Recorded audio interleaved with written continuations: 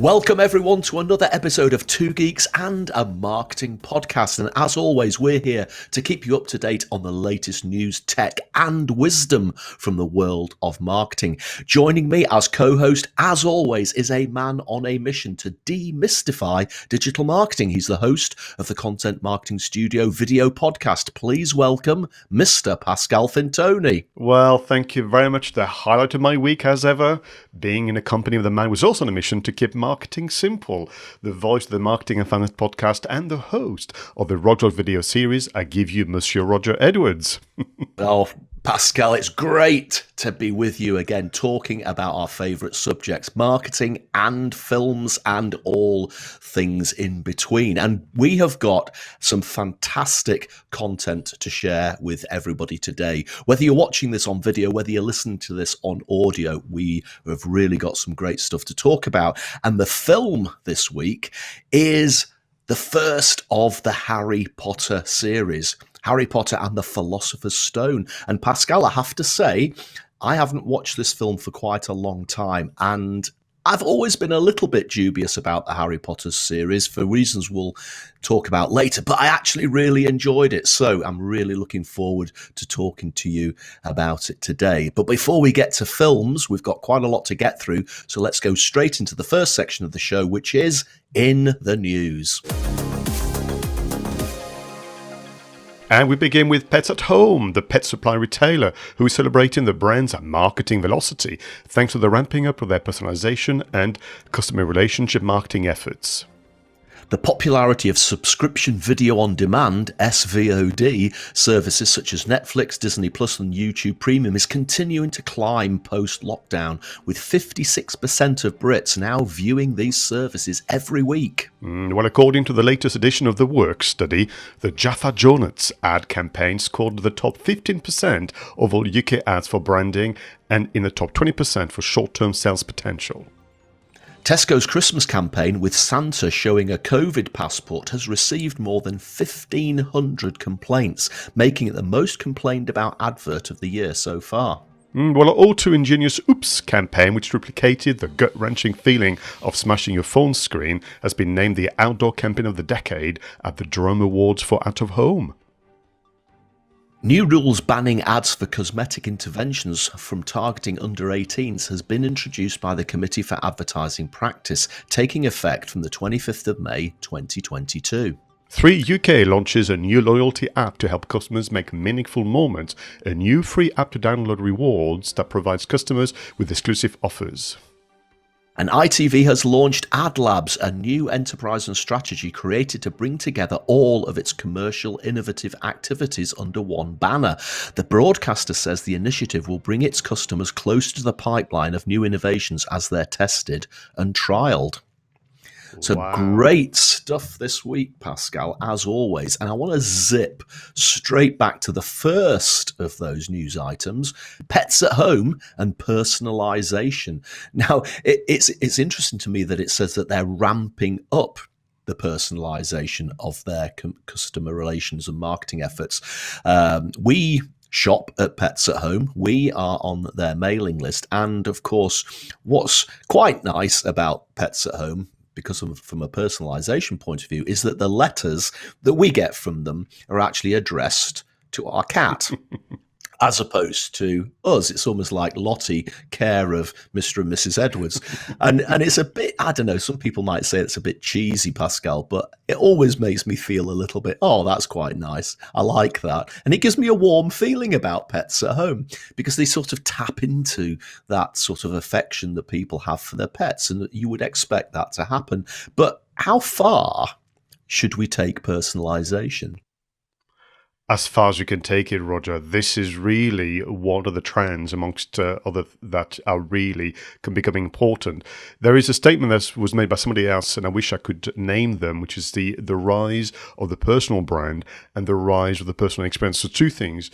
It's not just that Pets at Home personalizes from the point of view of the customer, but actually you would want to know who at Pets at Home is taking care of the communication. We need to be dealing with individuals on both sides. But I think I'm with you by the ramping up, because on one hand I thought, well, they were doing quite well. We used to have two Jack Russells, we missed them dearly. They just died of old age, and we used to even get special food on for Barney, because with as he got older, his stomach was a bit more sensitive, and like you, his kind of special drive was addressed to him, and he had instructions for his humans and his owners in terms of how to prepare his food, and therefore the story was, communicate these instructions to your humans, and all will be well. So I think for me, this idea of ramping up, thinking, okay, so they are still looking for ways to improve. They're not satisfied with the status quo, and where are they going to take it? But this is a perfect example of a good heart and mind, isn't it? Yeah, and I think that my view is that, I have no problem at all with personalization, and the pets at home have got it absolutely nailed. But I think that if you're going to do it, you've got to do it right. I mean, for every pets at home, there are brands out there who just make mistakes. I mean, you'll get emails every day which say "dear" in brackets first name or something like that. So they're trying to be personalized, but they're obviously screwing it up. And I think that if you are going to try and create a more intimate relationship with somebody, you've got to get it right, because if you don't get it right, then you're going to drive a wedge between you and that customer. I think it's about testing. People need to test, and test. I used to have a boss who was very, very strict on that, and rightly so. Yeah. And do you like Jaffa cakes?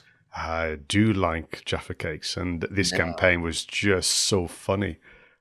Yeah, and I mean, the product itself is pretty genius. I mean, most people like Jaffa cakes, and you know that some people like the cake bit, some people like that smashing orangey bit in the middle, which was a campaign slogan from back in the 80s, I think, and of course the chocolate on top. It's a perfect combination. But of course, the genius of what they've done here is they've taken another firm sweet favorite, the donut, and they've effectively merged them together. It's almost like the Jaffa Joe-nut, as they're calling it, is the miraculous child of a mix between of a Jaffa cake and a donut, and they've come up with this Joe-nut. And I think immediately people just buy into it and think, oh, that just sounds absolutely heavenly, before they've even started this great marketing campaign. Well, I know the marketing, it was the tone of a story being told to a child. When a mummy and a daddy love each other a lot, that kind of things. And I thought it again was so witty, and there was incredible warmth into it. And actually thinking about your selection of the news today, it's a lot to do with emotions. I know there's been the award as well, but the award's granted to those who find a way to connect with customers at that level, which is not condescending, not patronizing. On the contrary, it's a little nod and a wink at pop culture, personalization, love of pets or food or whatever, and being almost creating a sense of complicity in the storytelling and the advertising, which is why the Jaffa Joe-nuts made everybody smile, and they got the accolade, rightly so. Yeah, and this week, Pascal, I was at a conference. I was doing a speech on a stage at a conference. First time for such a long time. And of course, I was talking to people about one of my bugbears. That is annoying ads. My phrase, engage, don't enrage. There's so many adverts out there that enrage me because they interrupt me, or the message is wrong, or the execution is wrong. But I think this is a really good example of an engaging product surrounded by engaging advertising, and that is a winning combination. And that's when advertising actually works, when it's engaging. It's just when it's annoying that it turns people off.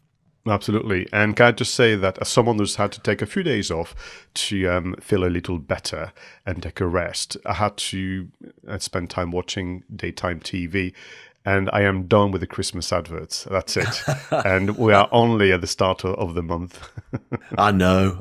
So we've gone from a warm feeling of absolute joy when we talk about Jaffa Joe-nuts. Now we can tap into another emotion, and that's sort of anger or gut-wrenching despair, that moment which we've probably all been through when you drop your smartphone and it lands on the ground, smashes into the ground, and you hear that crack, as the glass front shatters into a million pieces. And O2's advert campaign, the Oops campaign, which effectively taps into that despair and anger that you get when you smash the phone, I think quite rightly, again, maybe it doesn't deserve the campaign of the decade. That seems to me a little bit presumptuous, but definitely campaign of the year, because again, it just taps into something that we can all recognize.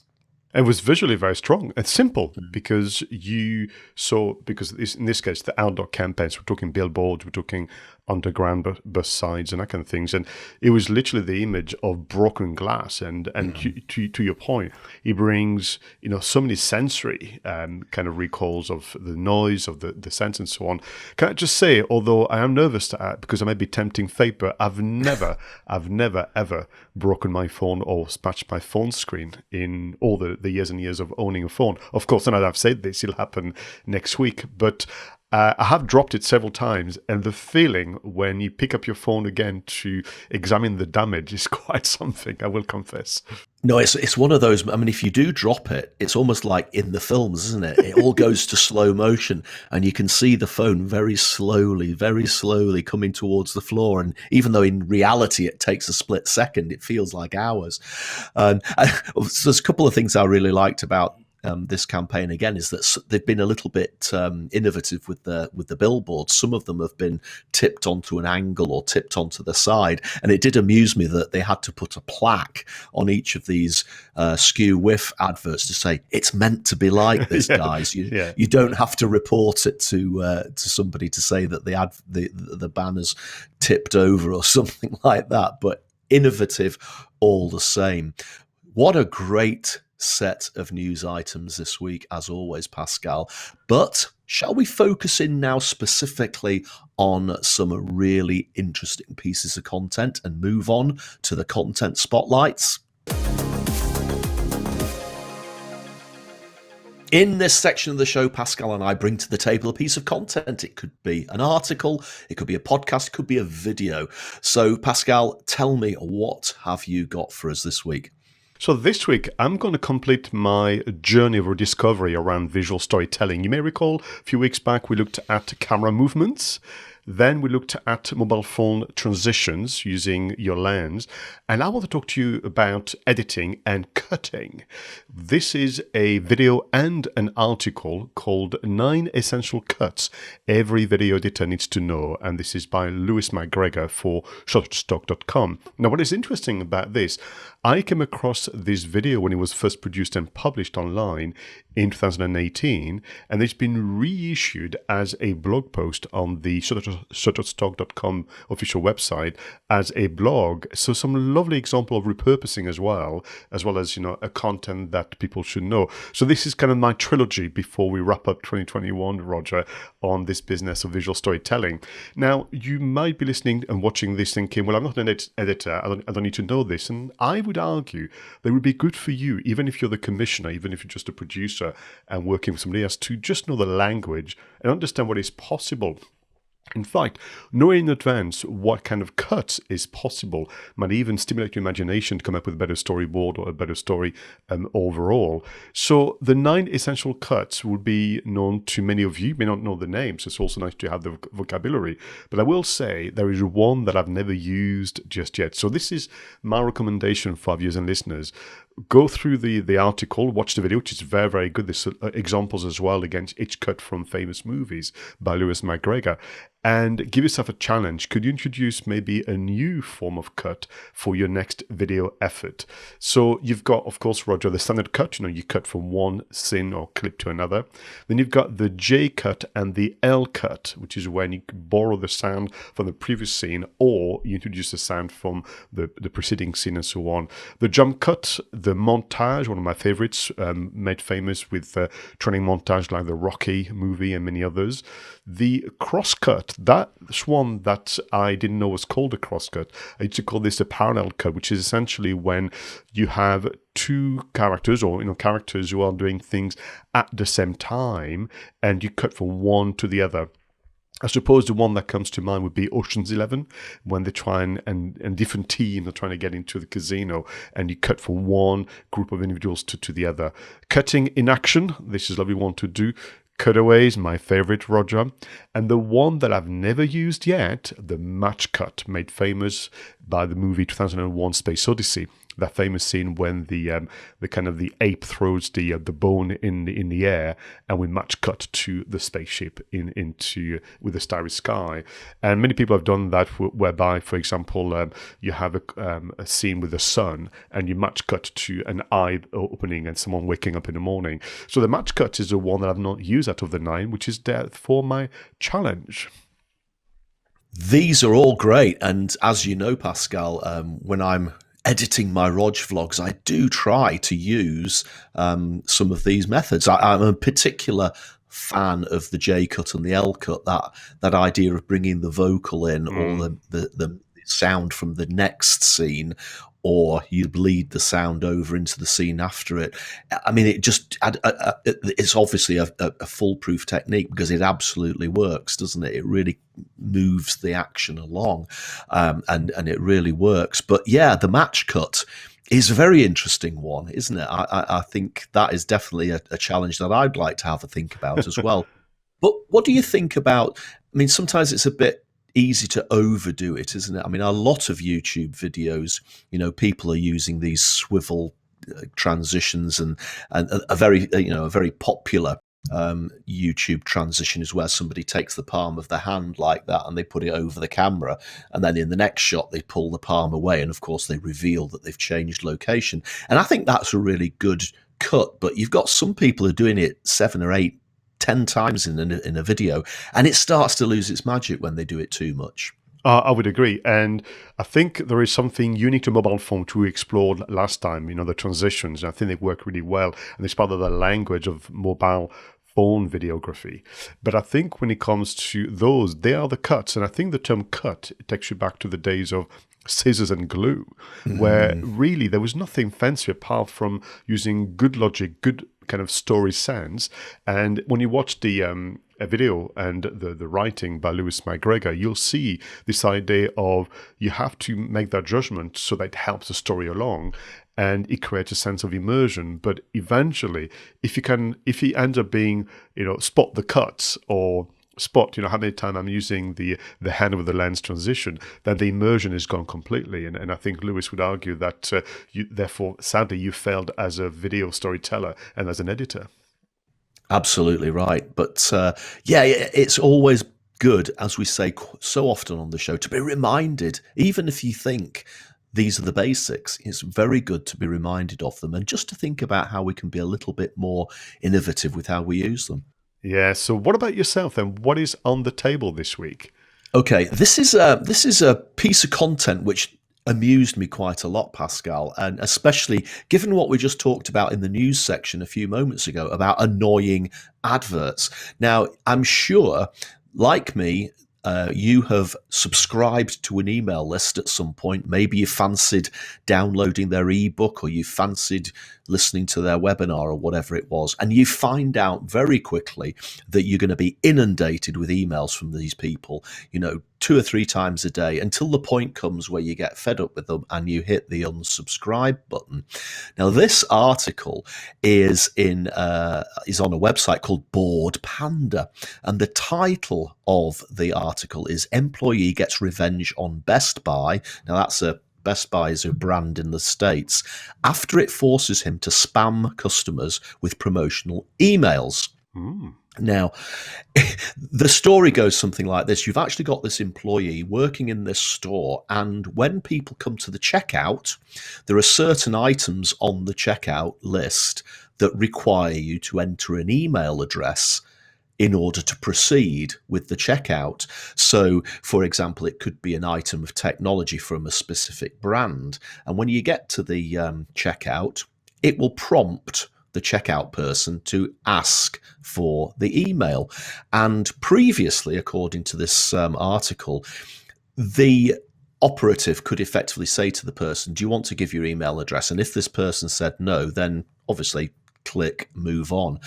But this particular department store, shop, whatever it was, changed the rules so that if they didn't give the email, it wouldn't allow that item to appear on the checkout, i.e. they couldn't buy it without giving their email away.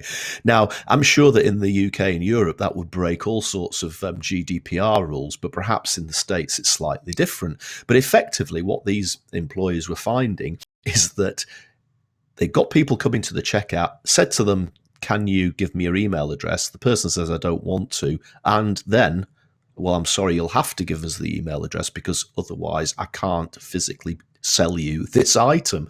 Now, I wonder how many people have walked out at that point, but also I wonder how many people have actually given the email address over. So this one employee decided that he was just fed up with this. He didn't think it was customer focused. He didn't think it was in the interest of the customer. He thought it was enraging the customer as opposed to engaging the customer. So he started doing something a little bit different. Instead of putting the email addresses in of the customer, he started putting the email addresses in of senior people in the company. Wow. And of course, what started to happen is that the senior people within the company started to be bombarded and inundated with their own spam emails. Now, what the article doesn't say is whether this individual got fired for doing this, but hopefully it sent a message to the high-ups. And maybe those high-ups are the sort of people sat around a board table that actually don't think about the customer that often. You know, they're probably more interested in balance sheets and profitability. And hopefully this taught them a lesson that actually our profitability and our sales ultimately come from the customer. And if we're annoying the customer at checkout by forcing them to give up their email address, then ultimately that could damage the brand in the long term. So I hope that this article and the reality behind the article maybe got some of those senior board members of that business to actually reverse that compulsory addition of the email. Do you know, it reminds me of the many, many conversations I've had with my own customers, or even before when I was an employee. This idea of an organization, a business owner, prepared to subject their own customers to an experience that they themselves would not stand for. Do you know what I mean? So I remember countless conversations about direct marketing, direct mailing, essentially junk mail, and me having to sit with them. So when you go home tonight, after you said hello to your kids, your dogs and your wife in that order, maybe, and the first thing you're going to do then, after you put your kind of comfy slippers on, is to open the mail you've received. Oh, I can't stand this stuff. I say, yeah, so we're having a conversation about you doing the same thing to other people. You know, you want your inbox to be full of special offers, don't you? No, I don't. I hate the bloody thing, and I'm looking for ways to block them. I say, yeah, but you're doing that to your customers, and that's been an anomaly for me for so many years, Roger. Now, not all organizations want to do that. You know, more, and some of them have been covered during the in the news segment, are more thoughtful, and I think that's it. It's the thoughtless and carelessness. You know, that's what is happening, because once that employee did that and people actually experienced for themselves what it's like to be in the receiving end of that enraging content, they probably just changed their minds altogether. And that's the problem. I think people don't live through their own marketing. Absolutely right. And again, that talk that I was mentioning that I did this week is one of the things I always say. If you, as a customer, don't like spam email, you don't like pop-up ads, you don't like intrusive ads, why would you as a marketer think that that was all right to do to your customers? So some great lessons there, I think. And I think it's also so dated. Come on, you know, even for yourself from personal satisfaction and professional kind of sense of moving forward, let's move on from the 90s and 2000s where everything, I remember back in the days, let's buy a mailing list and then let's send stuff out to people in the hope. And I used to call this wishful marketing, you know, because it never worked. I'd like to think that, like a good bottle of wine, Roger, you know, the practices should mature with age. Fantastic, Pascal. Some great spotlights there. So why don't we alter the direction of the spotlight now and shine the spotlight on some tech. Let's move on to the next section of the show, which is marketing, tech, and apps. So, Pascal, what have you got to share with me this week from the technological universe? Okay, I got something very special for customers, listeners, viewers who are working B2B and B2C. So this is about bringing new life to your social media posts and maybe taking advantage of the end of year festivities where you can be a bit more creative, a bit more daring, and just let people smile at the end of the busy week. So if you are B2B, I'm thinking knowledge industries, I'm thinking personal brand kind of organizations and so on. I came across this platform called Content Drips, contentdrips.com, and it will allow you to create some quote style photography. So imagine there's a picture of you, Roger, maybe when you did that presentation, and you can put together a text-based kind of images that looks really professional.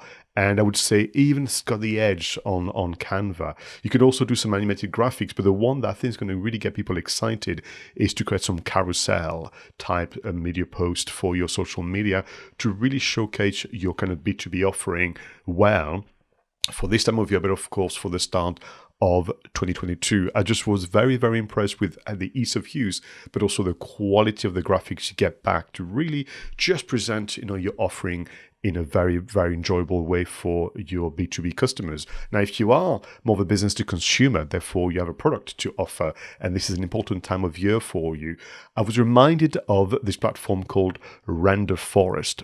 And Render Forest have a new set of templates to create 3D animations to promote your products in particular. And frankly, that would give you the chance to create some great, great Christmas adverts. It doesn't have to be Christmas-based, Roger. What I mean to say is some proper 3D cartoons, some proper 3D animations that would really make somebody go wow, because the quality of the scenes that you can select and edit and add the text and your logo and so on are quite exceptional. So for both those products, Content Drips and Render Forest, what impressed me was the high level of the results. It feels very, very expensive. And I think we still operate within a first impressions, type of environment, all of us, no matter whether you are B2B or B2C. And I thought those would be great, great additions for you as a business. Take advantage of it now, because I think the mood is about right to be in a receipt of newer and fresher former advertising and see where that takes you. There's so much good stuff out there that allows us to just create incredible stuff. I mean, again, if you think back, even 10 years ago, we didn't have access to stuff like this. And, if you wanted to put together a 3D animation for your business, you were going to be talking thousands and thousands of pounds to get some external agency to create that for you. And now you can do it on your desktop, and probably for free as well. I'm sure some of those templates are free as well. So it's remarkable, the stuff that we have access to. It is, and sometimes I would have some of our customers complaining about how hard it is to do marketing. You say, come on. I think you may want to just reflect on that, because 20, 30 years ago, you're right, none of this was available to us. And I would argue that the prices have collapsed, or there's some very, very kind of fair monthly plans. But the quality is so, so good, Roger, that even if you think that's only a tenner a month, what can I get for a tenner a month? For a tenner a month, you're going to get something, as Roger mentioned a moment ago, all of you, that would have cost you thousands of pounds a few years ago.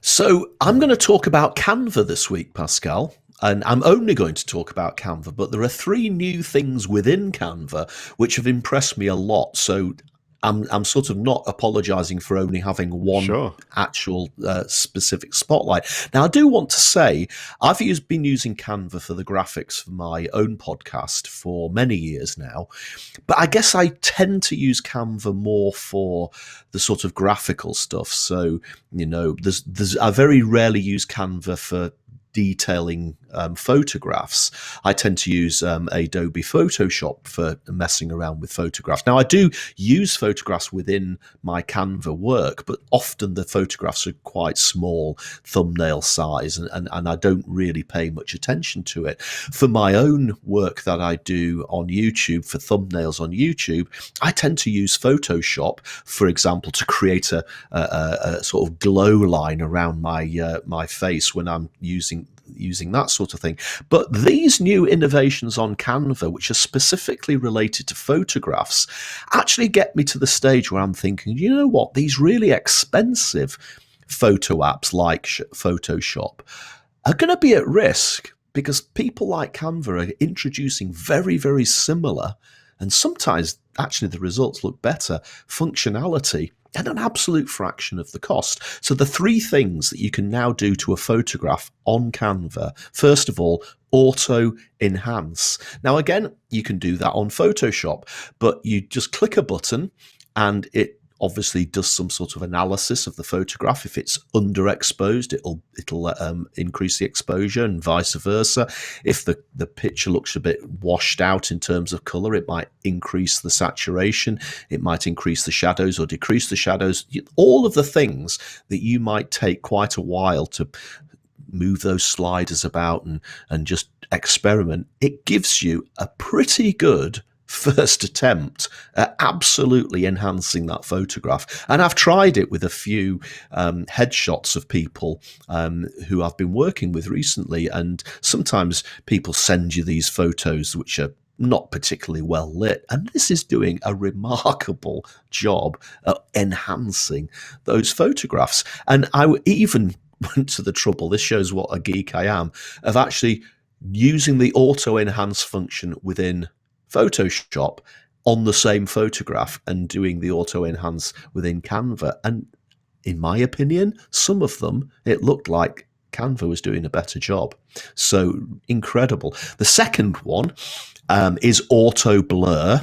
And this one is, you know, when you take a photograph, sometimes it's quite nice to have that blurry background. They call it bokeh, don't they? And in order to get that effect, you now have to have a really low aperture on your camera. Now, a lot of mobile phones, whilst being incredible cameras, often don't have the range of aperture to allow you to create that blurry background image. So here again, on the touch of a button, Canva will do a scan of the photograph and say it's an image of yourself or a colleague or whatever it is. It will obviously work out where the line differentiates you from the background, and then it will blur the background. And of course, you can use sliders to make it even blurrier or less blurry.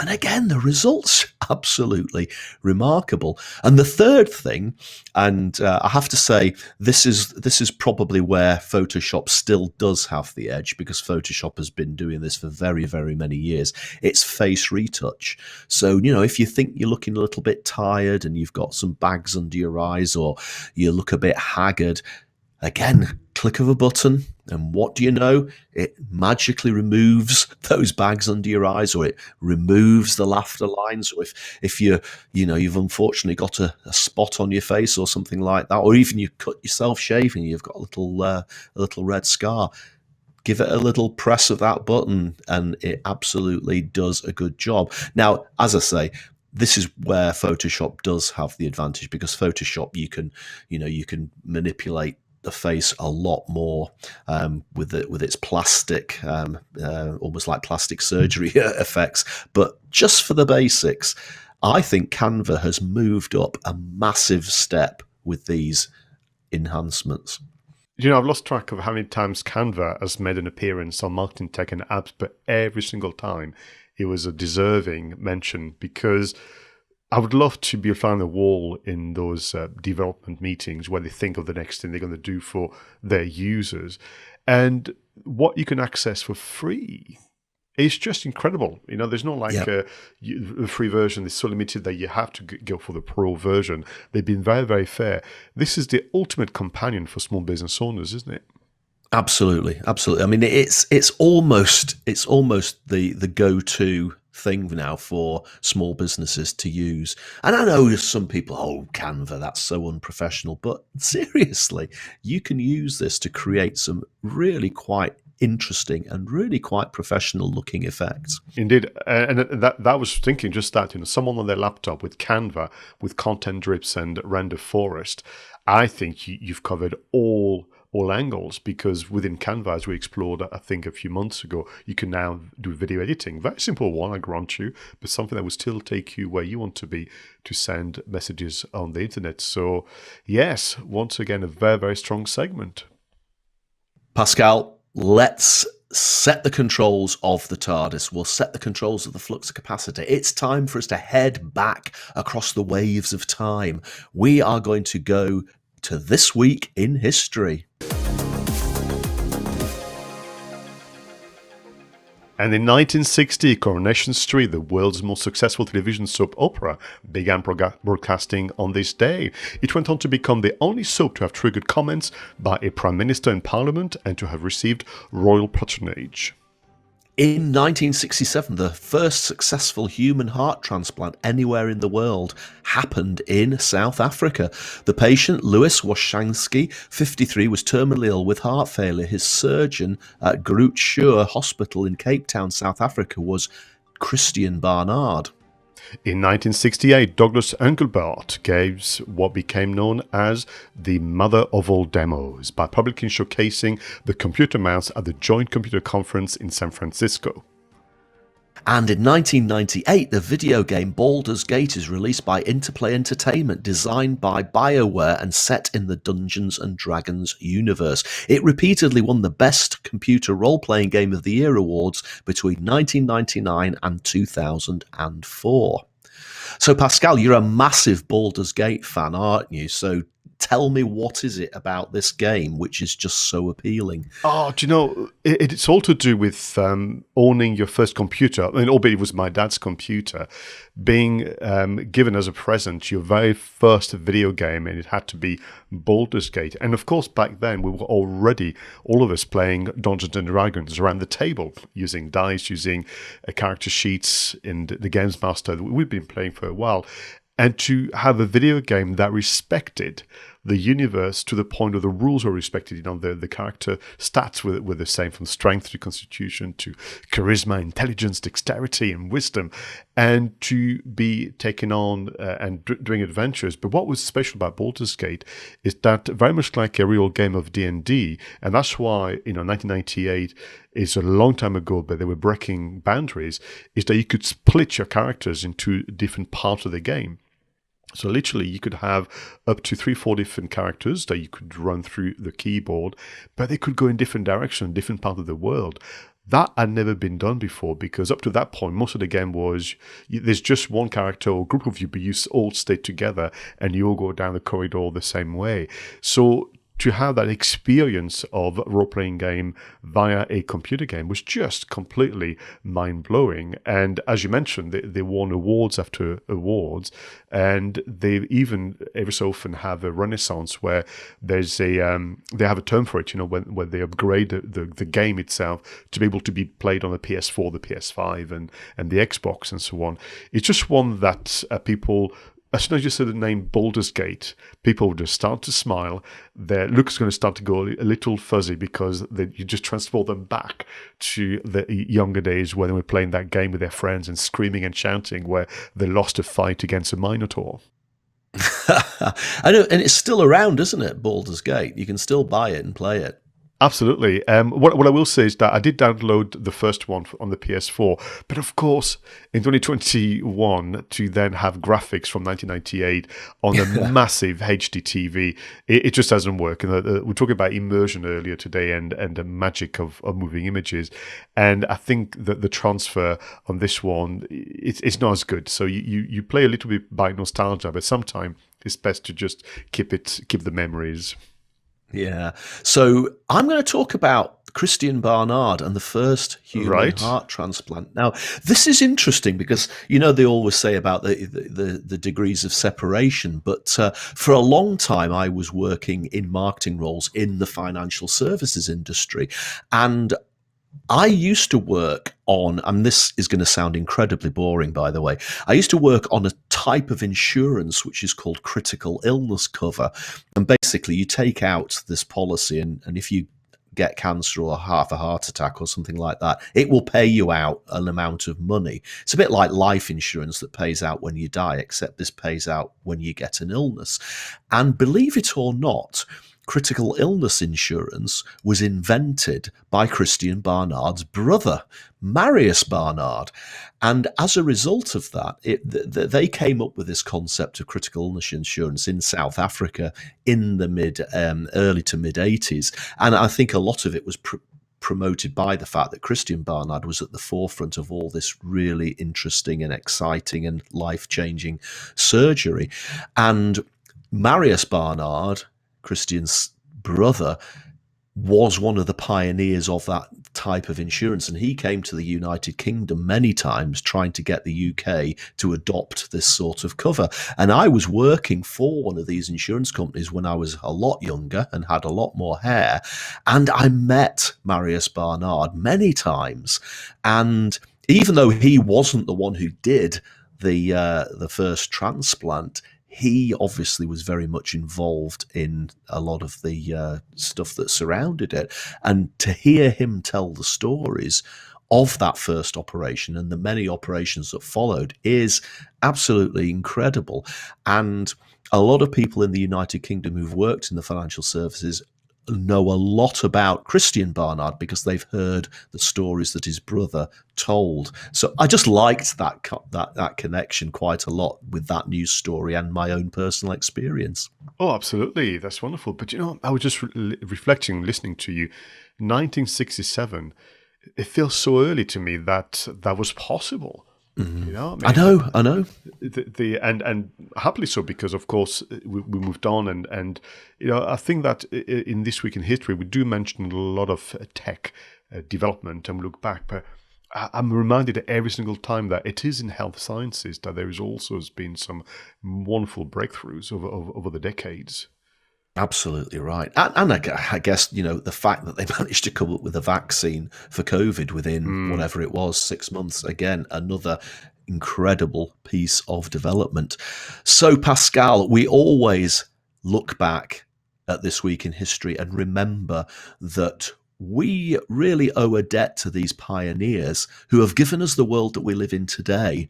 We've said already, look at all the incredible technology that we've got from a marketing point of view, from a health point of view. We wouldn't have that unless these people in the past absolutely devoted their lives to developing what we enjoy and take for granted now. So, Pascal, shall we move on? Shall we do some shout outs for some creators? In this section of the show, Pascal and I give a shout out for creators mainly from within our own network, sometimes slightly outside of it. So, Pascal, who are you going to give a shout out to this week?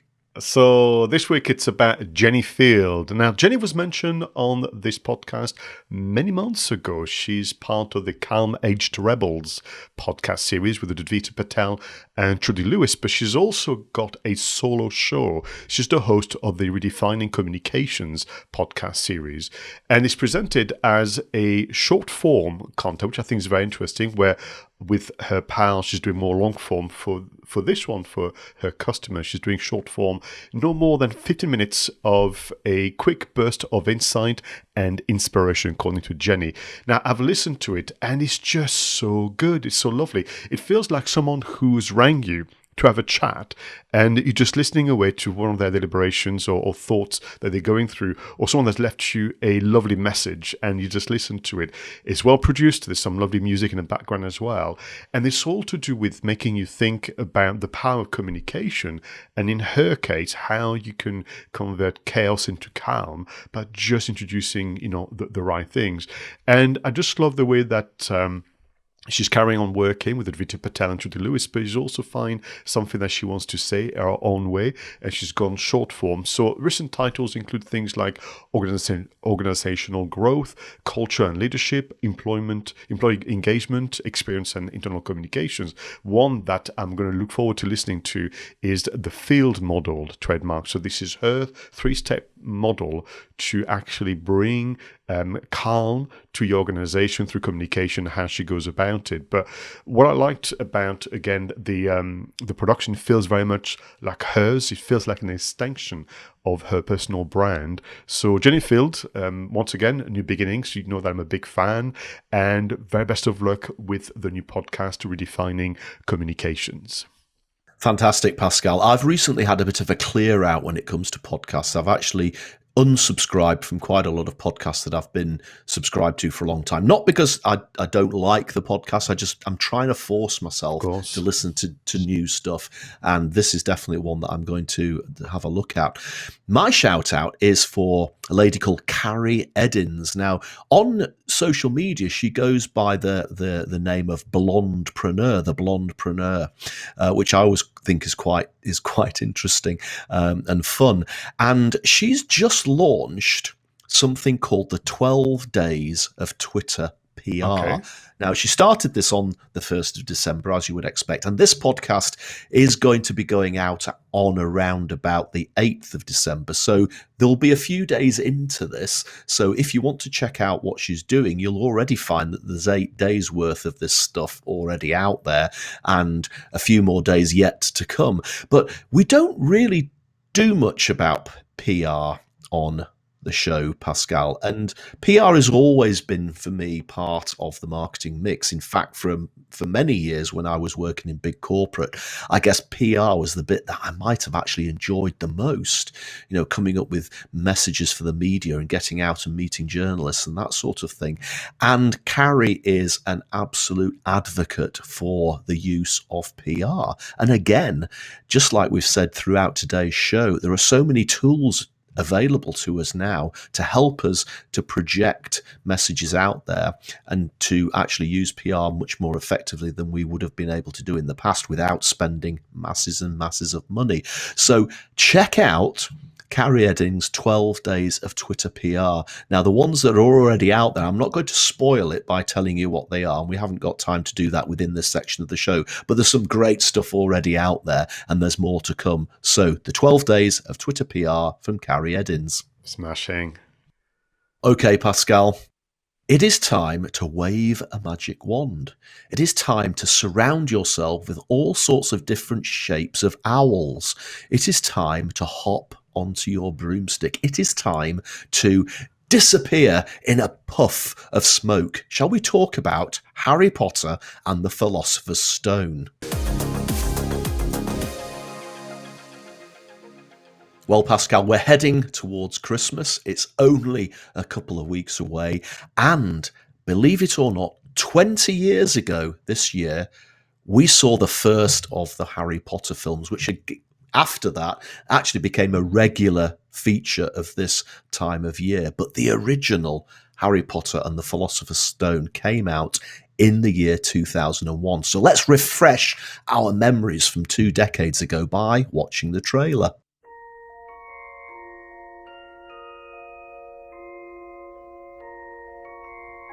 Did you ever make anything happen? Anything you couldn't explain?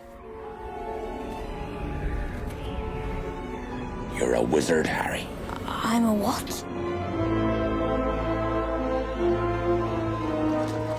Dear Mr. Potter, we are pleased to inform you that you have been accepted at Hogwarts School of Witchcraft and Wizardry. In a few moments, you will pass through these doors and join your classmates. Keep an eye on the staircases. They like to change.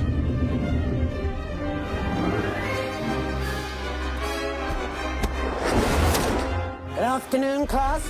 Welcome to your first flying lesson. Stick your right hand over the broom and say up. Wow. Mr. Longbottom! Mr. Longbottom! Mr. Longbottom, exactly where do you think you're going? Do you really have the... Oh. Wicked. Mr. Potter, our new celebrity. First years should note that the dark forest is strictly forbidden, that no magic's to be used between the classes in the corridors. 𝗪𝗪𝗪 totalis. The third floor corridor is out of bounds to everyone who does not wish to suffer a most painful death. Throw in the dungeon! Understand this, Harry, because it's very important. Not all wizards are good. I'm going to bed before either of you come up with another clever idea to get us killed. Or worse, expelled. She needs to sort out her priorities. I think it is clear that we can expect great things from you.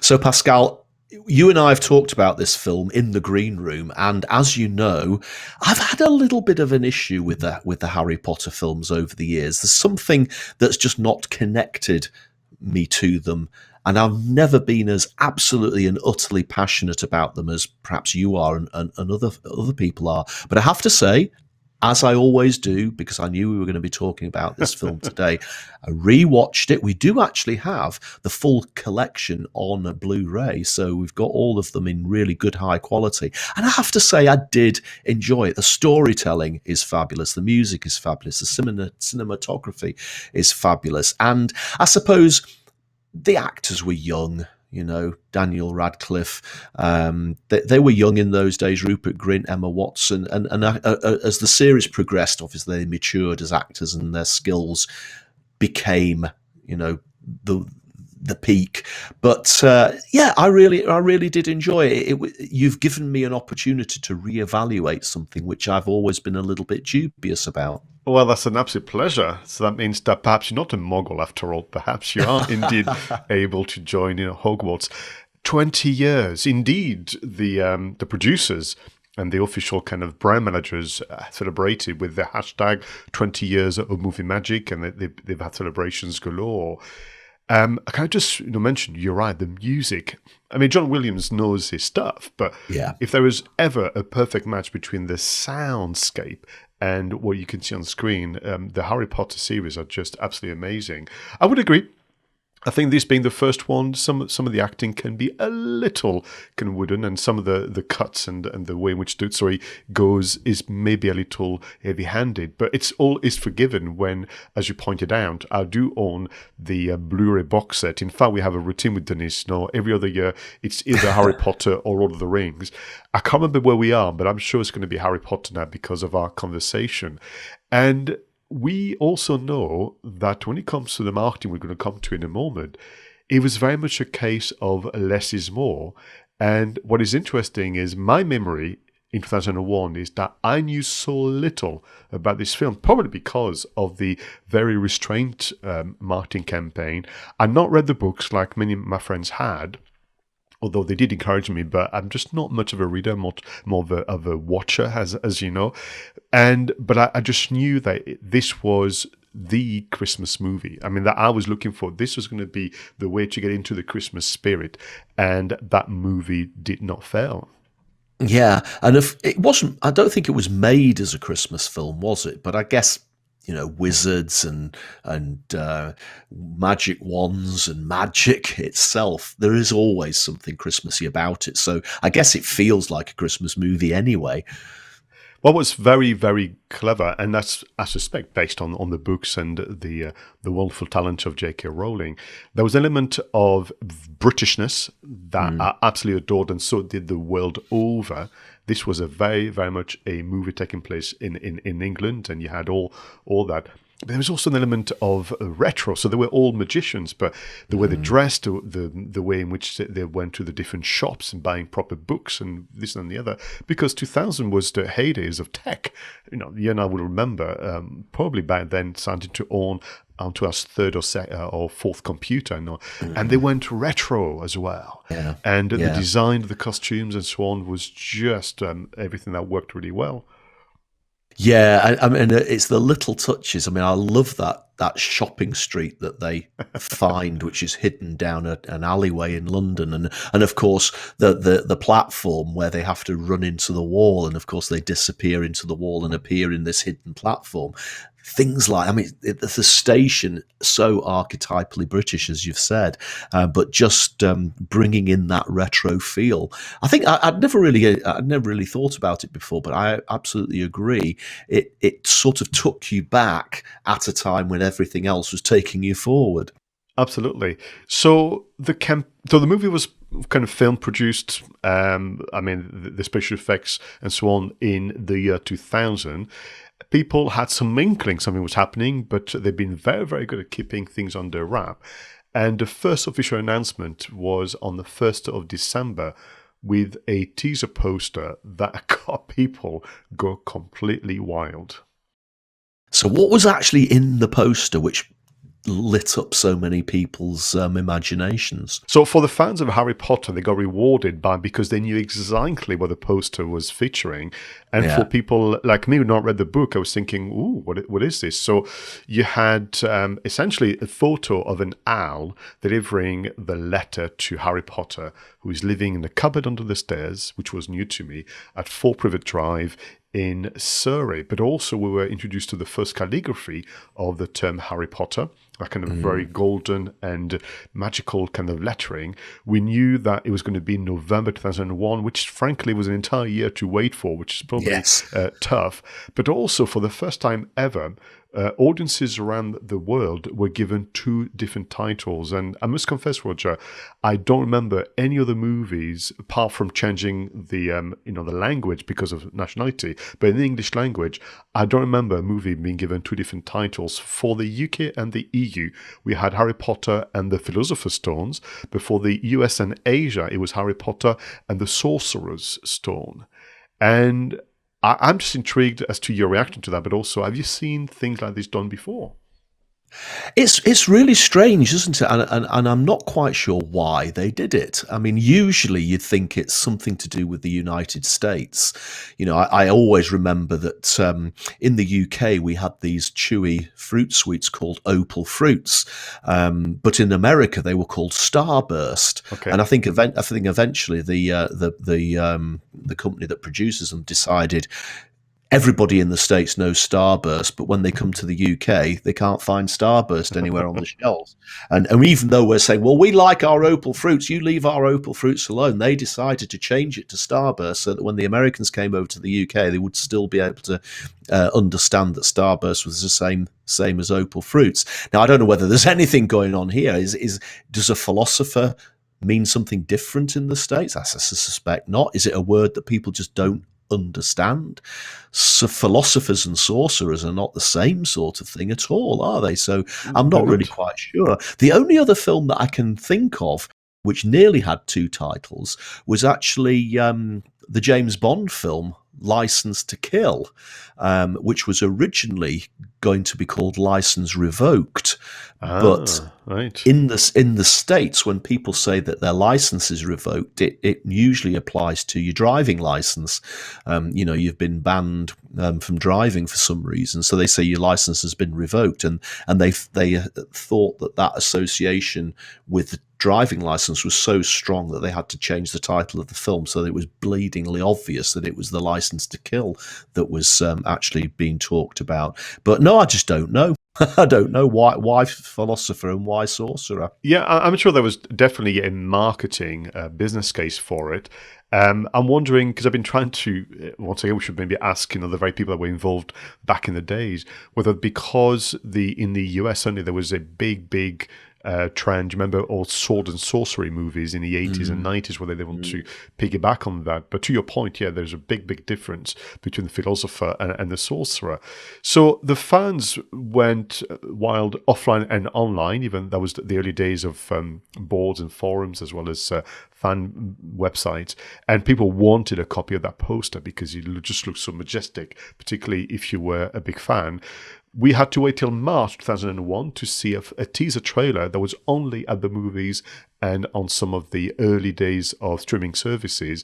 And the first proper trailer that we heard and watched a second ago was at the end of June 2001. And what is interesting from a marketing point of view, Roger, this trailer was only available on the official Harry Potter website. It was not sent, as we've seen before with other movies, to the magazines, the movie editors, the fan clubs, and so on. You could only get it and watch it on the website. I suppose if you knew how to do it, you could maybe hack the website and download the video, but that wouldn't be in the spirit of things. And I just think it's interesting. A official Harry Potter website, 2001, let's remind ourselves, 20 years ago, that's quite an undertaking. And the only way for people to watch the trailer was to go on that website. There was an element of, scarcity around this marketing campaign, wasn't there? Almost like it was a deliberate element of scarcity. So they're limiting the access to the trailer, which I imagine increased the amount of traffic to that website, massively for obvious reasons. But they only partnered with one big brand, didn't they? Coca-Cola, for promotions around the film launch. Now, if you think about it, and we talked about Skyfall, the other Bond film, on one of these film marketings, and it was absolutely littered with product placement, wasn't it? Whereas this one, there was just the one partner, and there must have been a motivation behind that to keep it exclusive. I think it was so striking in terms of a different approach that industry experts commented upon it. So not only were they talking about the movie, but saying, oh, by the way, have you noticed that the marketing is very different? What I think is interesting about the Coca-Cola partnership is that you will not see the brand in the movie whatsoever. To begin with, the filmmakers said, oh, by the way, Coca-Cola, yeah, you can be the partner and essentially promote the film via TV, print, and online media. But the stars of the film will not be seen drinking Coca-Cola.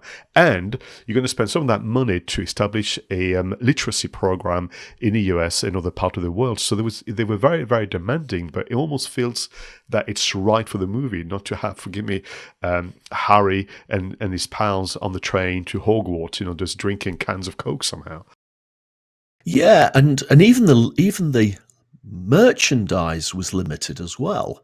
I think you compared the Harry Potter film to Batman, which was released in 1989, and that had almost 150 different licenses issued for it, whereas this one was actually a lot lower, 87. Again, it just has that feel of almost like scarcity, and I'm sure they could have sold 150 or even more, but it just felt as if they were being very, very targeted, and maybe that was why the marketing was so successful. I would agree. I think obviously Warner Brothers, who got the right eventually. Another first is that J.K. Rowling was really, really involved in the film. She didn't sell the right and then moved on, and she was almost appointed as a brand guardian, where she was reported to have turned down so many offers of products, including some Harry Potter sunglasses or some all sort of things that she felt were just irrelevant to the movie. But if you go to the Harry Potter store in King's Cross, have you had the pleasure yet, Roger? No, I haven't. No, of course you're just a newborn fan, so I'm sure that in your next trip you'll go to the platform 9 3/4 and to the store. If you go in the store, it's just magical, music's playing, but there's not a lot to choose from. What there is so tight and so precise that it's just very, very engaging. And again, in terms of the licenses, even companies like Lego, were able to produce sets, obviously, from the film. But they were told, you have to, once again, be educational. This is about literacy. This is about, encouraging new authors, new creators. And they even, as far as make sure that the family could engage with their Lego creator video games. So it just felt well controlled. The control continued, Rod, as you well know, in and around the artwork. There's not a plethora of posters and behind-the-scenes shots and so on. And indeed, they turned down, as in Warner Brothers and the producers turned down many, countless, you'd imagine, offers to go on TV and radio prior to the launch. Yeah, and I think they were just keeping the quality quality was what they were going for here rather than quantity. And they had guidelines, and as you say, maybe J.K. Rowling was partly behind that, and she was almost like the guardian of the brand. But it obviously paid off because it, again, and I keep coming back to this word scarcity, but it really made everything feel high quality and exclusive. So for me, the lesson is this idea of, whilst on occasion one will have access to huge budget, I mean, this is just enormous budget, it's not an invitation to go crazy on the spend and the spread and the kind of the reach. You can be very, very targeted. And that led to some very high profile premieres in London, New York, and Los Angeles.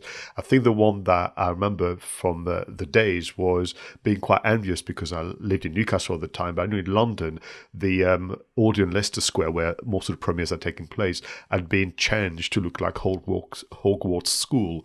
And I think, oh, that must be so magical, that. And of course, I remember... I'm pretty sure, I remember I came to visit you in Durham a while back, and weren't some of the scenes filmed in the cathedral, in the cloister area? I'm sure that when we were watching the film last week, I said to Tricia, oh, look, that's that bit in Durham Cathedral that Pascal pointed out to me. Yes, that's my party trick. If people come to see me in Durham, let me show you where Harry Potter was filmed. And then, of course, we had Annick, so the whole Northumberland and Northeast was showcased. And part of Yorkshire and Scotland, of course. I would imagine nowadays there'll be some Harry Potter tours in and around the UK. Yeah. And one of the things that I did think was good, and again, it comes back to this scarcity thing, but actually showing respect for the young stars, you know, Daniel Radcliffe, Emma Watson, etc., who were really young at the time, you know, and they kept them away from the usual celebrity conventions and a bit big news pundits, news junkets, didn't they? They kept them safe, I guess. They kept them out of the spotlight. But again, I think that just added to the exclusivity and the feel. I think it was the right thing to do. My goodness, they were so young. Can you imagine entering your typical Comic-Con and so on, which is, you know, it's very convivial, but it's very loud. It's very kind of, you know, the atmosphere is very, very unique. And I think it was the right thing to do.